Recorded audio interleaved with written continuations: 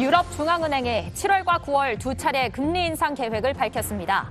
우선 다음 달 기준금리를 0.25%포인트 인상하고 9월에는 물가 상황을 판단해 더 큰 폭의 인상도 가능하다고 언급했습니다. 전 세계적인 긴축 우려가 강화하면서 유럽과 뉴욕 증시는 큰 폭으로 하락했습니다. 대구 변호사 사무실 방화 사건의 피해자들에게서 날카로운 물체에 찔린 흔적이 발견돼 경찰이 정확한 범행 경위와 사망 원인을 파악하고 있습니다. 이번 화재로 사촌 형제가 함께 목숨을 잃거나 결혼한 지 얼마 안 된 30대 직원도 숨진 것으로 알려졌습니다. 북한의 핵실험이 임박했다는 관측이 나오는 가운데 중요 의사결정을 내리는 노동당 전원회의가 시작됐습니다. 이번 회의가 핵실험 명분을 쌓는 기회로 작용하는 것 아니냐는 분석이 나옵니다. 오늘 서울의 낮 기온이 29도까지 올라 어제보다 4도가량 높겠고 대전과 대구는 30도를 기록하며 덥겠습니다. 늦은 오후 서울에 소나기가 내리겠고 저녁부터 내일 새벽 사이 경기 동부와 강원, 충청 등 중부 내륙에도 갑작스런 비가 쏟아지겠습니다.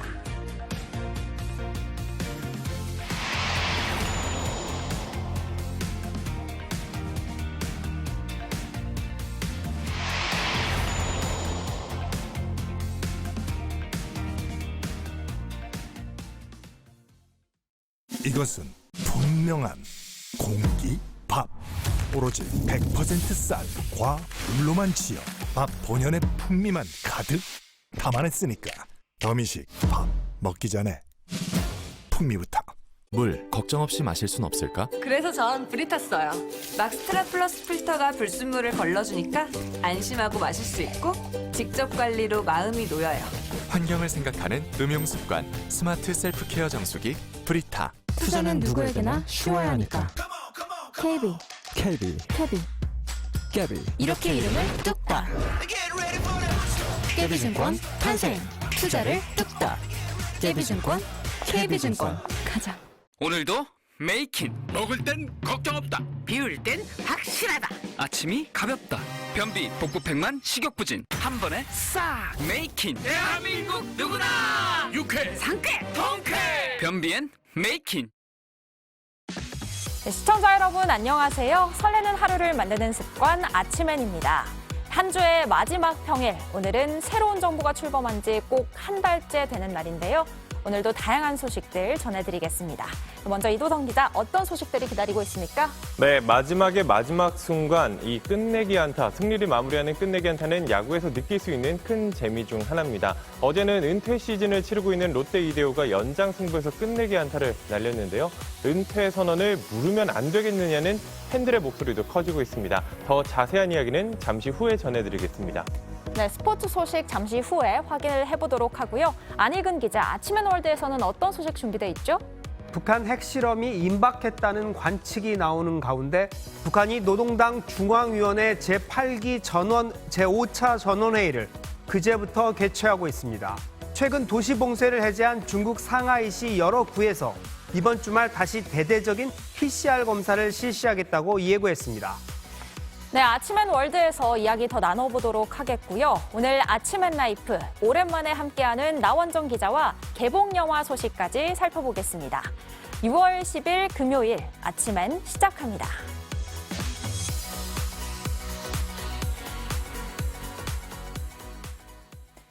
첫 소식입니다. 유럽의 제로금리 시대가 막을 내리게 됐습니다. 기록적인 물가 상승에 대응하기 위해 유럽 중앙은행이 11년 만에 금리 인상에 나서기로 했습니다. 이 소식이 전해지자 유럽 증시와 미국 증시 모두 일제히 큰 폭으로 떨어졌습니다. 유미애 기자입니다. 유럽 중앙은행은 현지 시간 9일 통화정책회의를 열고 다음 달 기준금리를 0.25%포인트 인상할 계획이라고 발표했습니다. 유럽 중앙은행이 기준 금리를 인상하는 것은 2011년 7월 이후 11년 만입니다. 기록적인 물가 상승 때문입니다. High inflation is a major challenge for all of us. The Governing Council will make sure that inflation returns to our 2% target over the medium term. 유로존의 5월 소비자 물가 상승률은 8.1%로 역대 최고치를 기록했습니다. 이로써 유럽도 전 세계 중앙은행의 기준금리 인상 랠리에 합류하게 됐습니다. 유럽 중앙은행은 특히 금리 인상이 7월 한 번에 끝나지 않을 것을 밝혔는데 Looking further ahead, we expect to raise the key ECB interest rates again in September. 물가 상승률이 악화되면 인상 폭도 더 커질 수 있음을 시사했습니다. 유럽 중앙은행의 금리 인상은 통화 긴축 정책이 전 세계로 확산되는 계기가 될 것으로 보입니다. 금리 인상과 별개로 7월 1일부터는 자산 매입 프로그램도 중단하겠다고 했습니다. 시중에 자금을 푸는 정책을 끝내겠다는 의미입니다. 이 같은 소식이 전해지면서 유럽 주요국 증시는 일제히 큰 폭으로 떨어졌습니다. 영국 1.54%, 독일 1.71%, 프랑스 1.4% 각각 하락했습니다. 뉴욕 증시도 나스닥이 2.75% 급락하는 등 3대 지수가 모두 큰 폭으로 하락 마감했습니다. JTBC 유미입니다. 어제 대구에 있는 한 변호사 사무실에서 불이 나 7명이 목숨을 잃었습니다. 경찰은 한 남성이 일부러 불을 지른 것으로 보고 있는데 피해자들의 시신에서 날카로운 물체에 찔린 걸로 추정되는 자상 흔적도 발견됐습니다. 성화선 기자입니다. 한 남성이 흰 천으로 덮은 물건을 안고 2층으로 올라와 한 사무실로 들어갑니다. 얼마 지나지 않아 시뻘건 불빛이 보이더니 놀란 사람들이 쏟아져 나옵니다. 세탁기 돌아가는 소리 있잖아요. 꽝 거리는 거. 그러다가 벙 터지더라고요, 뭔가. 문을 딱 열어놓으니까 문고리가 뜨거워요. 문이 안 열리는 거예요. 물이 압력 때문에. 방화 용의자 남성과 사무실에 있던 변호사와 직원 등 7명이 한 사무실에서 숨진 채 발견됐습니다. 피해자 2명의 시신에서는 날카로운 물체에 찔린 것으로 보이는 자상 흔적이 발견됐습니다. 경찰은 부검 등을 통해 흉기로 생긴 자상인지 여부와 정확한 사망 원인 등을 조사할 방침입니다.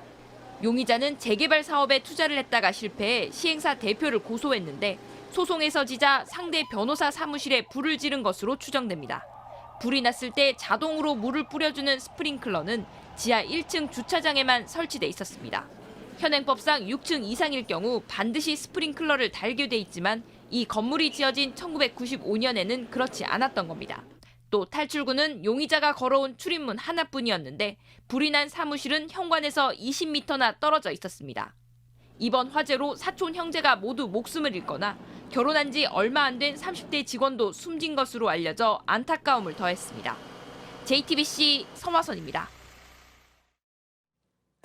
CCTV 영상을 확인해 보니 방화범이 뭔가를 들고 사무실로 들어간 뒤 폭발이 일어나기까지 단 23초밖에 걸리지 않았습니다. 이렇게 짧은 시간 안에 폭발하는 건 이례적인데요. 저희 취재 결과 방화범은 인화물질을 바닥이 아닌 공중으로 뿌려 불을 낸 것으로 보입니다. 계속해서 정영재 기자의 보도입니다. 폭발까지 걸린 시간은 23초입니다. 하얀 옷으로 가린 건 인화성 물질로 보입니다. 건물 전체가 흔들린 줄 알고 놀래가지고 이렇게 있는데 어느 순간 그 폭발음이 팡 터지면서 유리창 깨진 소리 버벅 계속 나고 석유나 신어 같은 인화물질에 바로 불을 붙여도 30초 안에 폭발하는 건 불가능합니다. 취재진이 확인한 결과 소방당국은 유증기로 인한 폭발 가능성을 추정하고 있습니다. 액체인 인화성 물질을 공중으로 넓게 흩뿌리면 빠른 시간 안에 폭발할 수 있다는 겁니다. 인화물질이 닿는 공기의 면적이 넓어지면서 유증기도 금세 발생할 수 있습니다. 사무실 창문을 닫아뒀고 에어컨을 켜놨다면 부족한 산소에 순식간에 생긴 유증기로 폭발할 수 있습니다.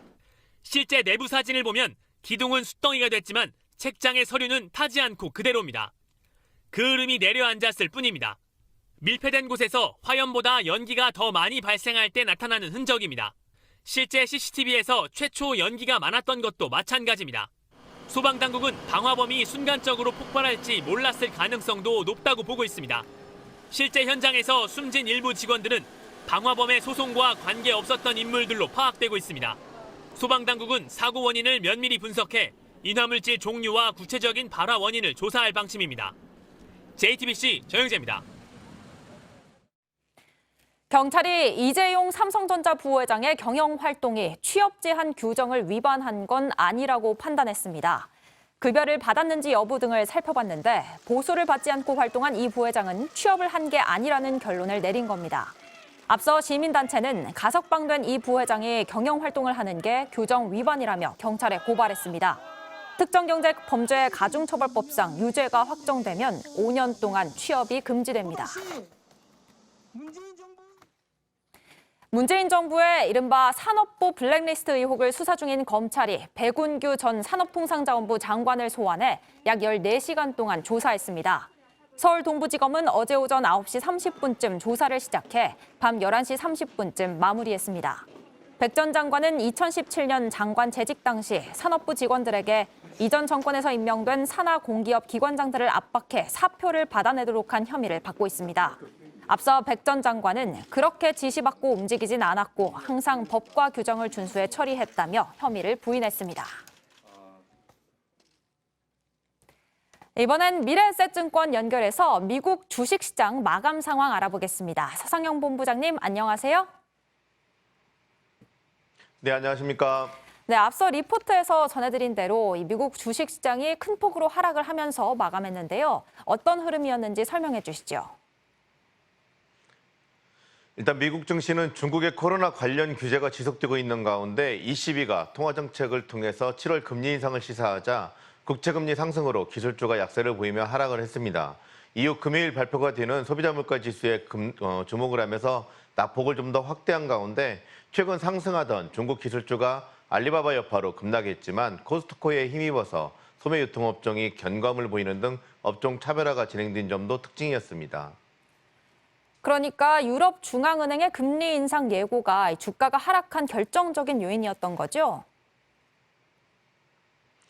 네, 유로존 중앙은행인 ECB가 통화정책 회의를 통해서 금리를 동결했지만 보도자료를 통해서 7월과 9월 금리를 인상할 예정이라고 발표를 했습니다. 특히 9월 인상 비율은 인플레이션 추이에 달려 있는데 악화될 경우에는 더 큰 인상이 적절하다라고 언급을 했었고요.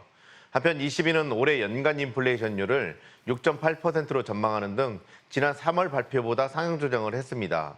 라가르드 ECB 총재도 관련한 내용을 언급한 가운데 지속적이고 점진적인 인상이 바람직하다고 언급을 했고요. 이에 대해서 시장 참여자들은 예상보다도 덜 매파적으로 해석했으며 이 결과 유로화는 달러 대비 약세폭을 확대했습니다.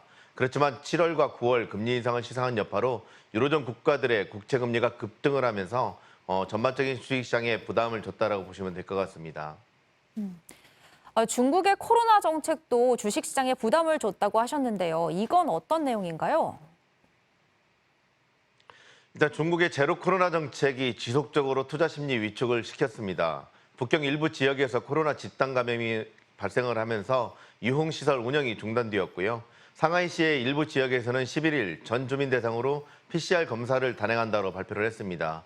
특히 상하이 민항구의 하루 봉쇄와 전수검사 소식은 결국은 재봉쇄의 우려를 높이면서 전반적인 투자 심리를 위축시켰습니다. 중국 경기에 대한 우려 속에서 비철금속이 급락을 하는 등 상품 시장의 변동성이 확대된 점도 특징이었습니다. 네, 그렇다면 마지막으로 오늘 한국 증시는 어떤 모습을 보일까요? 일단 글로벌 주식시장이 하락한 점은 한국 증시의 부담이고 전일 장 마감 직전에 선물옵션 만기일에 따른 수급적인 요인으로 반등을 보여서 일부 뒤돌림이 나올 수 있다는 점 또한 하락 출발 요인입니다. 한편 22회 통화정책회의와 중국의 코로나 규제 소식으로 달러화가 강세를 보이는 등 금융시장 전반에 걸쳐서 안전자산 서로 심리가 높아진 점 또한 부담이고요. 이를 감안해서 한국 증시는 1% 내외 하락 출발 후에 중국의 코로나 관련 소식 등에 주목하면서 반도체와 애플 부품조 부진 등 개별 업종별 차별화가 좀 진행될 것으로 전망을 하고 있습니다. 네, 말씀 잘 들었습니다. 지금까지 미래에셋증권의 서상영 본부장이었습니다. 본부장님 감사합니다. 북한 핵실험이 임박했다는 관측이 나오는 가운데 북한이 8일부터 노동당 중앙위원회 전원회의를 시작했습니다. 최근 도시 봉쇄를 해제한 중국 상하이시 여러 구들은 이번 주말 다시 전 주민을 상대로 PCR 검사에 들어갑니다. 아침엔 월드 시작하겠습니다. 오늘도 국제외교연부 신층 취재를 담당하는 안혜근 기자 나왔습니다. 네, 안 기자, 그러니까 이 노동당 중앙위원회 전원회의에서 핵실험을 할지 말지 결정이 되는 건가요? 네, 북한은 당 우위 국가인데요. 특히 김정은 위원장 집권 이후 국가의 주요 정책을 노동당 중앙위원회 전원회의나 정치국 상무위원회에서 결정하는 경우가 많았습니다. 제8기 제5차 전원회의가 그제 8일 시작됐다고 조선중앙TV 등이 보도했는데요. 조선노동당 중앙위원회 정치국의 위임에 따라 김종은 동지께서 회의를 사회하셨습니다. 전원회의는 상정된 토의 의정들을 일치 가결로 승인했습니다. 이 토의 의정의 핵실험이나 김정은 윤석열 정부 이후 대남 대미 정책이 들어갔는지 여부는 아직까지는 확인이 되지는 않았습니다. 예. 과거 2018년 4월 판문점 남북 정상회담과 싱가포르 북미 정상회담을 앞둔 시점에 북한은 노동당 중앙위원회 제7기 제3차 전원회의를 열어 핵실험과 대륙간 탄도미사일 ICBM 발사 유예를 선제적으로 결정한 적이 있습니다. 또 2017년 9월 6일 제6차 핵실험 때는 당일 오전 당 중앙위원회 정치국 상무위원회를 열어 관련 결정서를 채택하고 김정은 위원장이 핵실험 명령서에 친필 서명을 했습니다. 때문에 이번 회의에서 핵실험 여부를 결정할 수도 있지만 그렇지 않더라도 윤석열 정부에 대한 기본 정책을 정하면서 핵실험을 예고할 가능성은 얼마든지 있는 겁니다. 뭔가 중요한 사안에 대해서 논의가 오갈 것 같기는 합니다. 그리고 중국 상하이에서는 또 코로나19 전수검사를 한다고요? 네, 상하이시 전 주민이 대상은 아니고요. 예. 하지만 여러 구에서 이번 주말 대대적으로 코로나19 전수검사를 실시할 예정입니다. 도심에 있는 민항구 정부는 오는 11일 전 주민을 대상으로 PCR 검사를 한다며 검체 채취 시간 동안 봉쇄식 관리를 하고 검체 채취 후에는 해제한다고 밝혔습니다. PCR 검사를 이유로 시간을 정해 다시 봉쇄를 한다는 겁니다. 민항구만 해도 인구가 260만 명에 달합니다. 경제매체 차이시는 상하이 16개 행정구역 중 8곳이 이번 주말 전수검사를 계획하고 있다고 전했습니다. 지난 1일 봉쇄가 풀린 상하이에서 이처럼 대대적으로 코로나 전수검사를 실시하는 건 처음입니다. 그러자 일부 주민들 사이에선 봉쇄 시절로 돌아가는 게 아니냐는 공포감이 다시 커지고 있습니다. 이게 인구가 만만치 않기 때문에 검체 채취 기간 동안에만 봉쇄를 한다고 해도 좀 상당히 오래 걸리지 않을까 싶기도 하고요. 네, 또 마지막 소식은 뭔가요? 슈링크플레이션이란 말 들어봤나요? 슈링크플레이션 처음 들어봤는데 슈링크가 이렇게 줄어들다 이런 거니까 뭔가가 줄어든다는 건가요? 네, 맞습니다. 이 제품 원자재 가격이 오르면서 기업의 생산 비용이 커졌는데요. 그러자 기업들이 가격을 올리는 대신 제품의 용량을 줄이는 걸 그런 정책을 선택을 하고 있다는 겁니다. 소비자 그래서 입장에서는 네. 줄인다는 뜻의 슈링크와 인플레이션을 합친 용어입니다. AP통신 보도에 따르면 미국 화장지 제조업체 크리넥스는 한 달 전만 해도 작은 상자 하나에 65장의 티슈를 담았지만 이제는 60장으로 줄였습니다. 미국인이 즐겨 찾는 초바니 플립스 요거트도 한 개 용량이 157ml에서 134ml로 줄었습니다. 영국 네슬레의 아제라 아메리카노 커피 한 캔은 100ml에서 90ml로 축소됐습니다. 가격을 올리면 고객들이 금방 알아차리지만 양을 줄이는 것까지 눈치채기는 쉽지 않기 때문에 이런 슈링크플레이션이 기업에는 매력적인 정책이라고 합니다. 용량을 줄인다는 거였군요. 예. 소비자 입장에서는 약간 꼼수처럼 느껴지기도 하고요. 어떻게 될지 기업의 이미지 손실이 가진 않을지 또 우려가 되는 부분입니다. 네, 잘 들었습니다. 지금까지 아침앤월드 안혜근 기자였습니다. 후보 시절 전직 대통령의 사면을 주장했던 윤석열 대통령이 이명박 씨를 사면할 뜻을 내비쳤습니다. 8.15 광복절 특별 사면 가능성에 무게가 실리고 있습니다. 최수연 기자의 보도입니다. 전직 대통령 이명박 씨의 사면이 필요하단 후보 시절의 생각이 여전히 유효한가? 윤석열 대통령은 기자들의 질문에 이렇게 답했습니다. 그럼 20몇 년을 수감 생활을 하게 하는 건 안 맞지 않습니까? 과거의 전례에 비추어서라도. 네. 사면 가능성에 대해 지금은 언급할 문제가 아니라며 말을 아꼈는데 한 발 나아간 답변입니다. 윤 대통령은 대선 후보 시절 여러 차례 전직 대통령의 사면을 주장했습니다.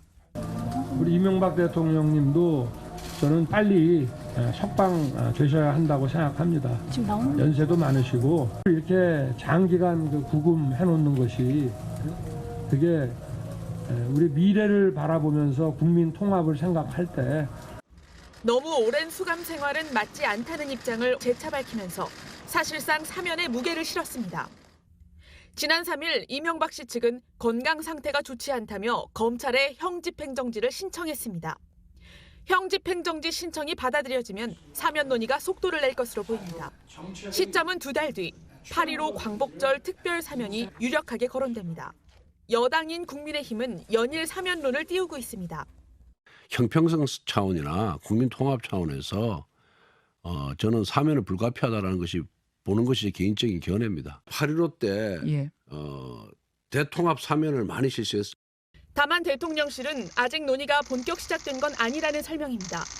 대통령실 관계자는 JTBC에 사면은 종합적인 국가 문제로 국민 통합과 여론 등을 염두에 두고 신중하게 결정하게 될 것이라고 말했습니다.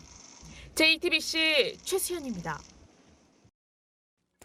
이복현 금융감독원장과 양석조 서울남부지검장 등 이른바 윤석열 사단이 문재인 정부 때 터진 펀드 사태를 다시 조사할 거란 전망이 나옵니다. 금융권에선 장하성 주중대사의 동생 장하원 씨가 만들었다가 2,500억 원대 피해를 낸 디스커버리 펀드가 첫 타깃이 될 가능성이 크다고 보고 있습니다. 정원석 기자입니다. 이복현 신임 금감원장이 취임 첫날 펀드 사태를 점검해 보겠다고 한 뒤 금융권은 뒤숭숭해졌습니다. 다 지나간 일이라고 생각했는데 다시 조사할 수 있다는 메시지로 해석됐기 때문입니다. 점검 대상 1호로는 현재 경찰 수사가 진행 중인 디스커버리 펀드가 꼽힙니다. 지난 2017년부터 2년간 기업은행 등 시중은행과 증권사를 통해 팔았다가 투자자에게 2,500억 원대 피해를 입혔습니다. 문재인 정부 정책실장이었던 장하성 주중대사의 동생이 만든 펀드라서 화제를 모았습니다. 원금이라도 100% 돌려주고 그리고 나서 이 사건의 원인 규명하고 잘못된 사람들은 철저하게 처벌할 수 있는 그런 금융구조, 믿을 수 있는 사법구조가 완성됐으면 좋겠다라는 게 피해자들의 공통된 의견입니다. 피해자들은 금감원 조사가 제대로 안 됐고 금융위원회의 처벌도 충분치 않다는 입장입니다. 수익률을 따로 보장받는 VIP 리스트 의혹이 밝혀지지 않았다는 겁니다. 환매 중단된 지 3년이 지난 뒤에야 장하원 대표나 기업은행에 대한 뒷북 징계가 이뤄진 점도 미심쩍다고 봅니다. 윤석열 사단인 양석조 남부지검장과 이복현 원장이 공조해서 펀드 조사를 할 수 있다는 분석도 나옵니다. 여의도 저승사자라 불리던 남부지검 금융증권 범죄 합수단이 부활했기 때문입니다. 2조 원대 환매 중단 사태를 초래했던 라임 옵티머스 펀드 사태를 재조사할 가능성도 있습니다. 다만 이미 사건이 재판에 넘어간 만큼 금감원이 조사하기보단 검경의 수사에 금감원이 협조하는 형태가 될 수 있습니다. JTBC 정원석입니다.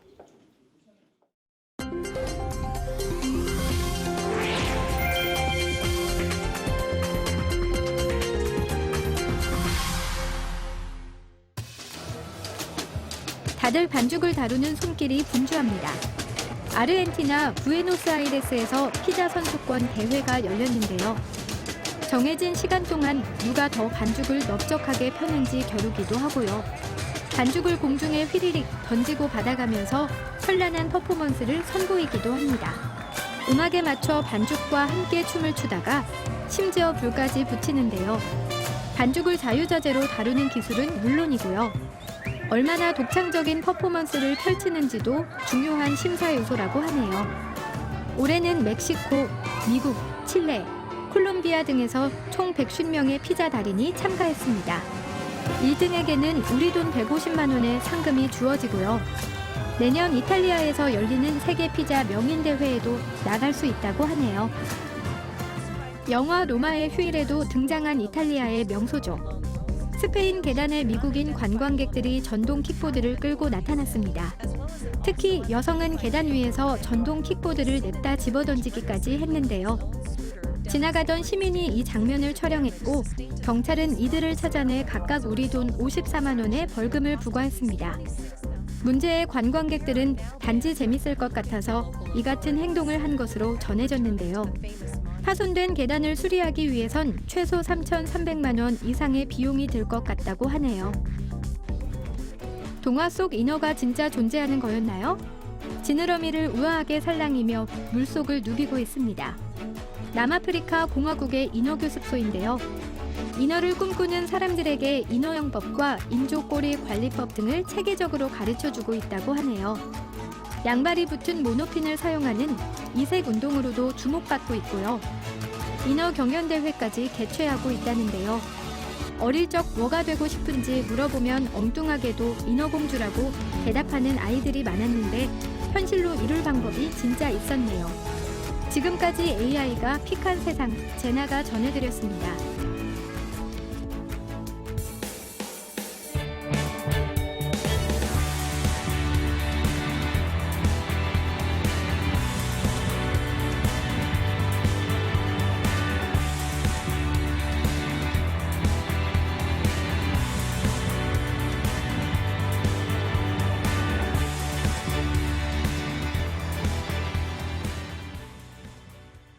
가상화폐 테라 루나 폭락을 둘러싼 의혹들에 대해서 미국 수사기관도 나섰습니다. 미국 증권거래위원회가 테라의 핵심 설계자 일부를 조사하고 지금까지 드러나지 않았던 권도형 대표의 자금 세탁 의혹도 들여다보고 있습니다. 박사라 기자입니다. 미국 증권거래위원회 SEC 측은 최근 테라의 핵심 설계자 일부를 대상으로 원격 화상 조사를 벌였습니다. SEC는 테라의 부실한 설계 구조 등에 대해 집중적으로 물은 것으로 알려졌습니다. 앞서 핵심 설계자들은 JTBC 취재진에 테라와 루나의 폭락을 예상하고 권도형 대표에게 수차례 위험성을 지적했지만 묵살당했다고 폭로한 바 있습니다. SEC는 특히 권 대표의 이른바 자금 세탁 의혹도 들여다보는 것으로 전해졌습니다. 테라가 폭락하기 몇 개월 전부터 회사 자금이 매달 약 1,000억 원가량씩 운영비 명목으로 빠져나간 정황을 포착한 겁니다. SEC는 해당 자금이 수십 개의 가상화폐 지갑으로 흘러들어갔다는 내부 진술을 확보한 것으로 전해졌습니다. JTBC 취재에 따르면 이 회사 직원들은 권도형 대표가 서류상으로는 회사로부터 받았던 월급이나 코인이 전혀 없다고 했습니다.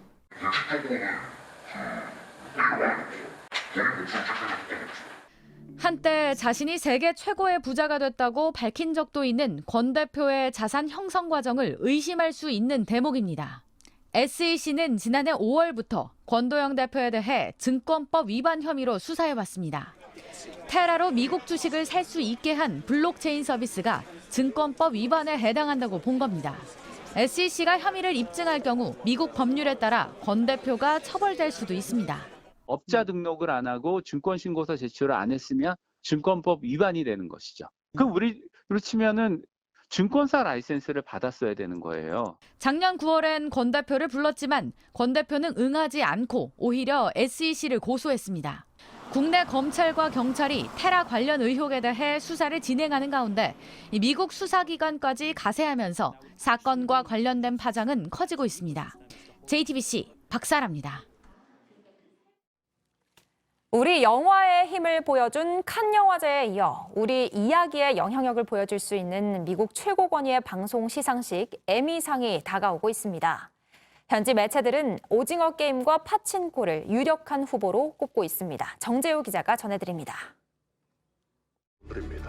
넷플릭스에서 가장 많은 시청자를 불러 모은 오징어 게임은 해외에서도 상을 휩쓸었습니다. 미국 독립영화 시상식에서 첫 수상을 한 뒤엔 배우 오영수가 골든글로브 나무조연상을 거머쥐었습니다. 지난 2월엔 미국 배우조합상 시상식에서 TV 드라마 남녀주연상과 앙상블상까지 3관왕을 차지했는데 한국 드라마가 후보로 오른 것도 수상도 처음이었습니다. 때문에 올 9월 에미상을 향한 기대도 커지고 있습니다. 현지 매체들도 수상을 점치는 분위기입니다. 미국의 한 매체는 지난해 세계에서 가장 큰 쇼였다며 오징어 게임의 이정재를 강력한 주연상 후보로 꼽았고 또 다른 매체는 나무조연상 후보로 오영수를 꼽은 뒤 여우조연상엔 정호연을 언급했습니다. 정호연은 드라마 속 자신의 연기가 실망스러웠다고 했지만 kind of trying to prepare the bad reactions and everything, but like, Do you still think that you fucked up? Or has everyone? 매체는 미국 배우조합상에서 리즈 위더스푼과 제니퍼 애니스톤을 제친 이력을 소개했습니다.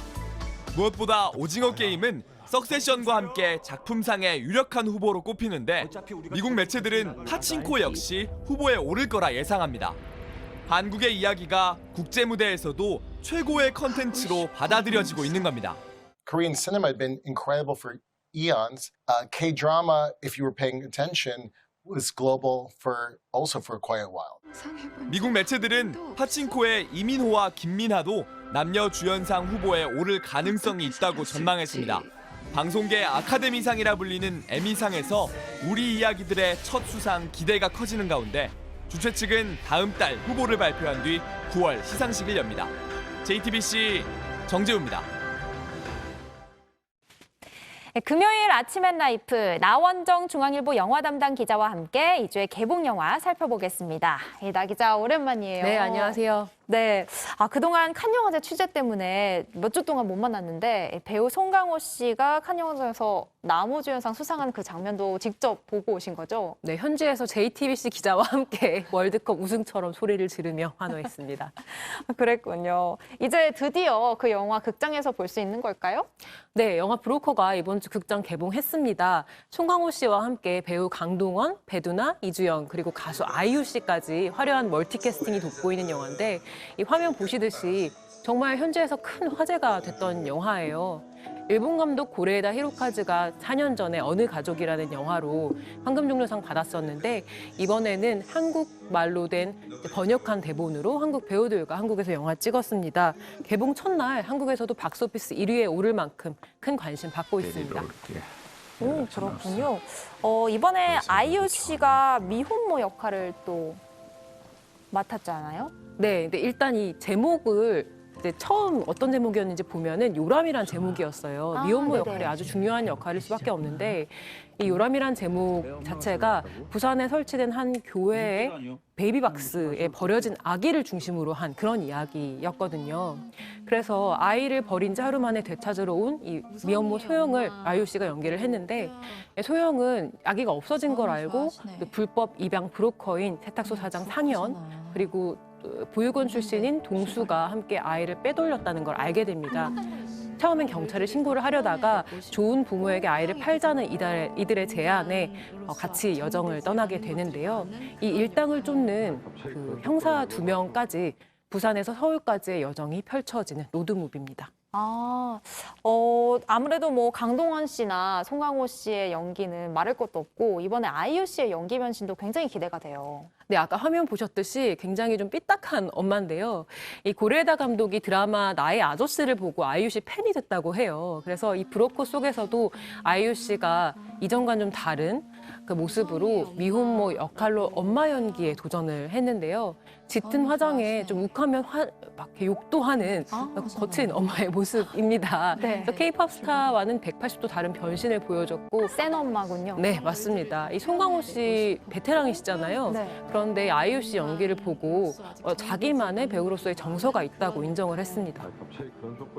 와, 또 이 영화를 만든 고레에다 히로카즈 감독, 한국에도 참 팬이 많고요. 저도 어느 가족 영화 참 인상 깊게 봤거든요. 근데 일본 감독이 한국 영화를 만든다는 게 사실 쉽지는 않았을 것 같아요. 네, 맞아요. 근데 일단 고레에다 감독 하면은 이 따뜻한 사회적 약자에 대한 시선 그리고 또 가족의 의미를 곱씹는 영화를 많이 만들어 온 그런 감독인데 이번에도 주제는 이어갑니다. 실제로 일본에서 아기를 두고 가는 아기 우편함에 관심을 갖던 감독이 한국 배우들과 영화를 찍으려고 보니까 한국에는 이와 비슷한 베이비박스가 더 많다는 걸 알고 각본을 썼다고 하는데요. 이 특유의 좀 뻔뻔하지만 모자란 어른들 그리고 천진난만한 아이가 주는 따뜻한 유머가 전작들에서 이어집니다. 하지만 일본에서 좀 익숙한 일본말로 찍은 영화들에 비해서는 한 명 한 명 캐릭터의 감정이 충분히 와닿지 않는다는 아쉬움은 조금 남습니다. 그렇군요.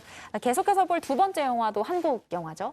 네, 이번에도 로드무비 준비했는데요. 바로 윤신혜가 사라졌다입니다. 윤신혜 씨 하면은 1970, 80년대를 풍미한 전설적인 가수죠. 이 화면에 지금 보시면 나오는데 당시에 아주 폭발적인 성량과 허스키한 목소리 그리고 강렬한 패션 센스, 호소력 짙은 무대 매너로 당시에 큰 인기를 끌었습니다. 이 영화에서는 전설의 디바 윤신혜가 자신의 고별 무대 직전 사라집니다. 그래서 이 윤신혜 씨를 모창 가수인 연신혜 씨가 조회수라면 뭐든 하는 이 딸인 유튜버와 함께 찾아 나서는 그런 여정인데요. 네, 대면대면한 모녀 관계가 성장하는 성장 영화이기도 합니다. 근데 이 영화 속에서는 실제 윤신혜 씨가 등장을 하는데요. 영화 중요한 순간마다 나와서 등대 같은 역할을 합니다. 그리고 팬이라면 놓칠 수 없는 이런 다양한 공연 무대 장면들도 수록되어 있습니다. 와, 스토리가 독특하기도 하고요. 또 모창 가수가 주인공이라는 게 굉장히 독특한 것 같아요. 네. 그러니까 다른 사람이 되어 갈수록 자신에게 자부심을 느끼는 그 아이러니에서 감독이 소재를 출발을 했다고 하는데요. 실제 모창 가수 1화를 들으면서 이 삶의 애환과 발랄함이 동시에 다가왔었다고 해요. 영화를 보면은 배우 오민혜 씨가 처음 주연을 맡은 이 연신혜라는 모창 가수 외에도 남자 배우가 연기를 한 운신혜, 그리고 또 다른 모창 가수인 가신의 거리 공연까지 네, 굉장히 다양한 버전이 나오는데 쭉 보노라면은 이 모창 가수 각자의 다른 삶이 하나하나 다가오거든요. 그래서 이 자신의 있는 그대로의 삶을 부정당할까 봐 가짜 삶을 택했던 이들이 자기도 몰랐던 자신의 의미에 대해서 깨달아가는 그런 과정을 아주 편안한 웃음과 함께 선사하는 영화입니다. 유쾌하고 즐겁게 볼 수 있는 영화가 될 것 같습니다. 네, 잘 봤습니다. 지금까지 나원정 중앙일보 영화 담당 기자였습니다.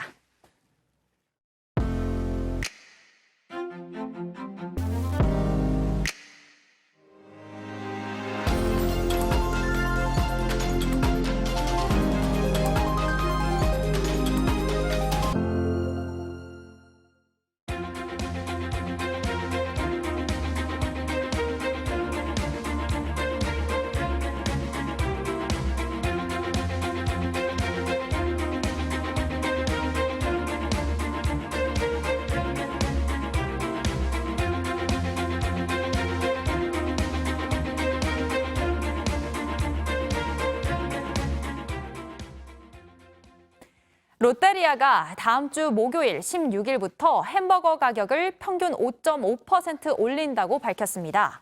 대표 메뉴인 불고기 버거와 새우버거는 400원씩 올라 각각 4,500원이 됩니다. 롯데리아 관계자는 원자재 값이 계속 오르는 데다 인건비까지 뛰어 가격 조정이 불가피한 상황이라고 밝혔습니다. 앞서 롯데리아는 지난해 12월에도 제품 판매 가격을 평균 4.1% 올린 바 있습니다. SK 하이닉스가 차세대 D램인 HBM3를 양산해 미국 반도체 기업 엔비디아에 공급합니다. HBM은 여러 개의 D램을 수직으로 연결해 기존 D램보다 데이터 처리 속도를 높인 반도체입니다. SK하이닉스에 따르면 HBM3는 초당 819GB의 데이터를 처리할 수 있는 반도체로 이는 FHD 영화 163편을 1초에 전송할 수 있는 수준입니다. 정부가 50큐비트 양자 컴퓨터 개발에 나섭니다. 양자 컴퓨터는 양자역학 원리에 따라 작동하는 미래형 첨단 컴퓨터입니다. 이종호 과학기술정보통신부 장관은 어제 양자 컴퓨팅 선도국과의 개발 격차를 줄이는 동시에 50큐비트 한국형 양자 컴퓨터를 개발한다는 계획을 발표했습니다. 이를 위해 정부는 산학연 협력을 강화하고 2026년까지 약 950억 원을 투입합니다. 큐비트는 양자 컴퓨터의 연산 단위로 50큐비트는 현재 디지털 컴퓨터를 넘어서는 컴퓨팅 수준입니다. 날씨입니다. 금요일인 오늘부터는 다시 더워집니다. 오늘 서울의 낮 기온은 29도까지 올라 어제보다 4도가량 높겠고 대전과 대구는 30도를 기록하겠습니다. 한편 대기가 불안정해지면서 늦은 오후 서울에 소나기가 내리겠고 저녁부터 내일 새벽 사이 경기 동부와 강원, 충청 등 중부 내륙에도 갑작스런 비가 쏟아지겠습니다. 주말인 내일도 서울 기온이 31도까지 올라 더위가 기승을 부리겠고 소나기도 한 차례 더 지나가겠습니다. 저희가 준비한 소식들 여기까지입니다. 변화가 시작된 지 한 달, 정부는 우리나라는 어땠는지 또 여러분의 한 주는 어땠는지 잘 돌아보고 내일을 주말을 잘 맞이하는 현명한 하루 보내시길 바랍니다. 함께해 주신 여러분 고맙습니다. 아침엔 JTBC.